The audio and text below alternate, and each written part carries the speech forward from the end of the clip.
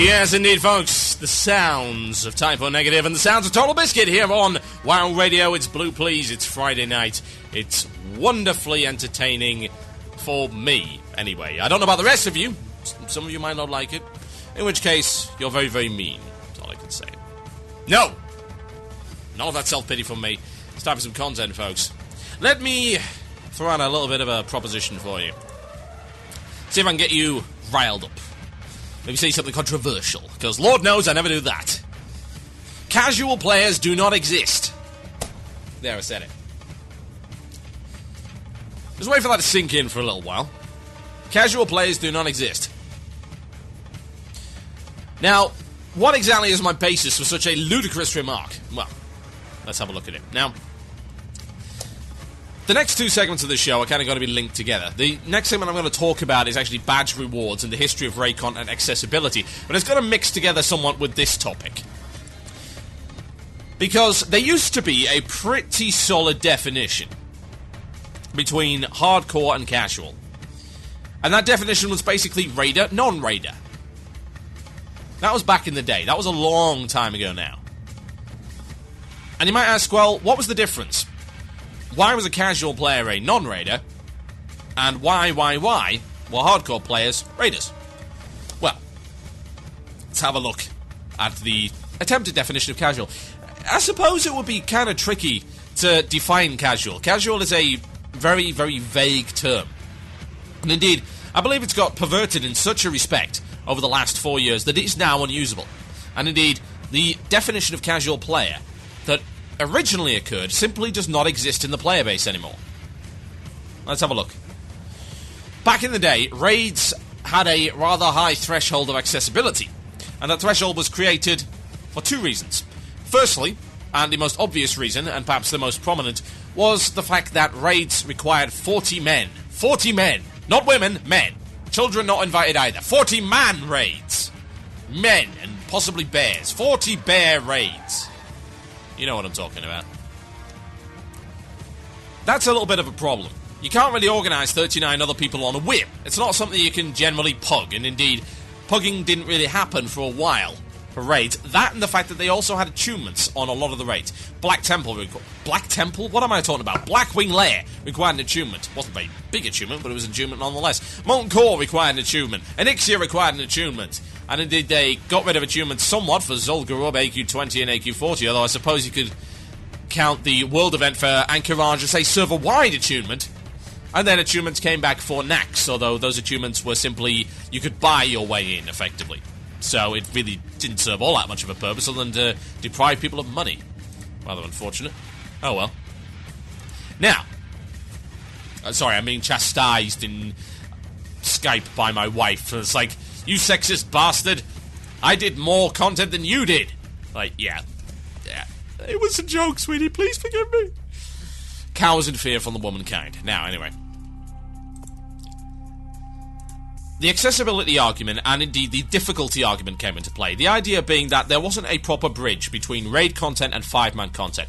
That the content was so different, and the dynamic so distinct from 5-man content, that there simply was no bridge for that gap, and you had to make a leap. You had to leap over that particular gap. You know what? A lot of people fell in the boiling hot tar below, and perished horrible, horrible deaths, never to be seen again. That's my hope, anyway, but there you go. That's because I'm elitist. Now, that was bridged somewhat with the introduction of Zul'Gurub. And Zul'Gurub gave the opportunity to raid with 20 people, but even then, it was initially quite difficult. It was tuned relatively hard. It had a lot of trash as well, and some of the trash was kind of vicious. At the same time, they kept bringing out more 40-man raids, Blackwing Lair being even more tricky, and indeed, the first boss of Blackwing Lair was actually the first pull of Blackwing Lair, and it was a monumental rooster block for many people. It was hugely challenging. There was no way in a million years that a guild that hadn't cleared Molten Core and had a lot of raid experience previous could even think about beating that particular encounter. It was so incredibly different as well. It was very, very challenging. It was certainly not tank and spank by any stretch of the imagination, and its name was Razorgore the Untamed. Go check on WoW Wiki for the mechanics of that fight, and you will see just how unique it really is. It was, in fact, the first vehicle fight in World of Warcraft. Yes, indeed, the first vehicle fight. I am not kidding. Go have a look at it. I'll be doing a retrospective on Blackwing Lair sometime later in the season, no doubt, when Arcanist Belt actually beats it. Now, those who did not raid were considered casual. And indeed, back in the day, and I was listening to a couple of old shows a few days back, just to see kind of how far the show had evolved, I was fighting for the cause of progressive content. And indeed, progressive content was implemented. Whether or not my shows had something to do with that, well, we can only be hopeful, and certainly I hope that someone was listening at the time when they came up with that idea. And Reputation Grinds and the Silithus set of content was introduced. And more Reputation Grinds have been put in since then, and I'm sure some people will thank me for that, and some people will hate me for that. And then most people will think, well, it probably wasn't his idea anyway. Those players were considered casual players, and indeed that stuff was considered casually friendly.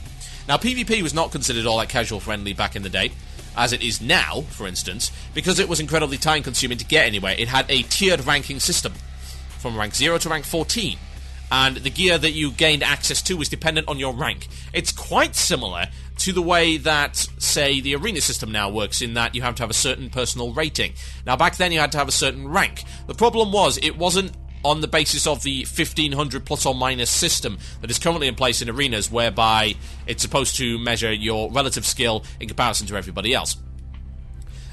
All this system measured, the old rank system, was how often you were able to PvP, and indeed the rank 14 players played for ludicrous amounts of time and organised in pre-made teams, as well as organised who would become rank 14 on that server that particular week.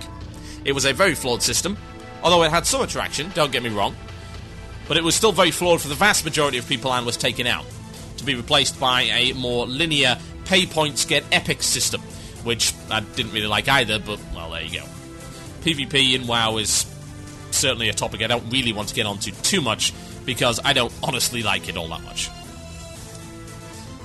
Now, that meant that most casual players, most non-raiders, and we can say non-raiders because I suppose to actually do well in PvP, you also had to be a raider, because you were raiding in a pre-made team, of 10 to perhaps 40 people in the case of Alterac Valley. So you were technically a raider one way or the other. It was large group play that got you the good stuff. Now, large group play still gets you the good stuff to some degree, but since then things have changed an awful lot. Epics can be acquired via the downing of bosses in heroic instances, for instance. Instances, for instance, is a really clumsy sentence. Note to self, do not use it again.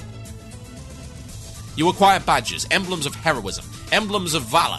Indeed, the emblems of valor actually come from raids.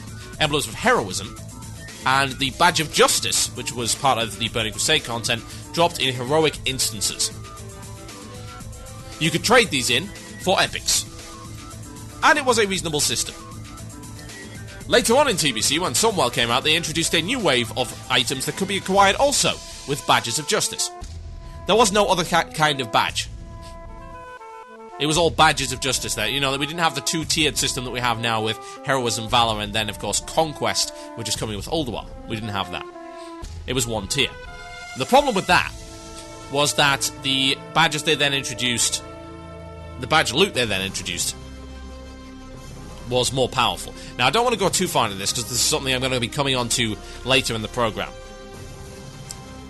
But that gave some accessibility to epics for people who are only able to do 5-man instances, and the instances were designed to be done in an hour or under. Now, the instances have become even shorter, for the most part, in Wrath. And they also give these rewards. And so do the 10-man instances. They give these emblems of heroism. Now, accessibility-wise, you've got to have a look at just how accessible raid content now is.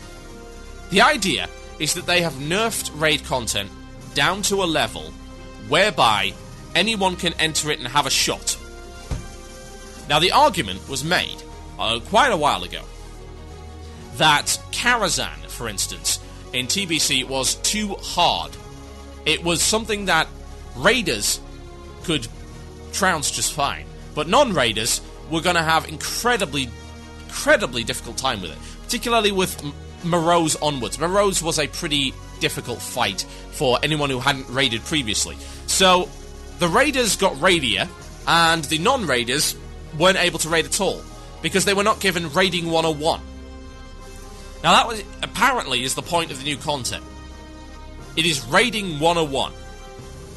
It is designed so that anyone can go from a 5-man into a raid, feel comfortable with it, and down the bosses and get epics.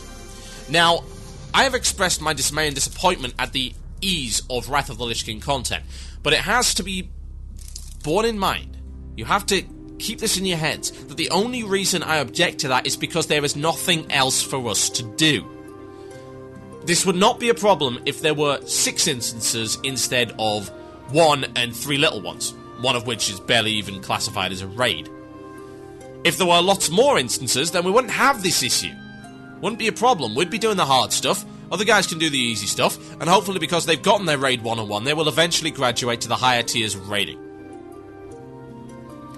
Now, the other way of looking at casual player is to consider the amount of time that a person has and where they can use that time.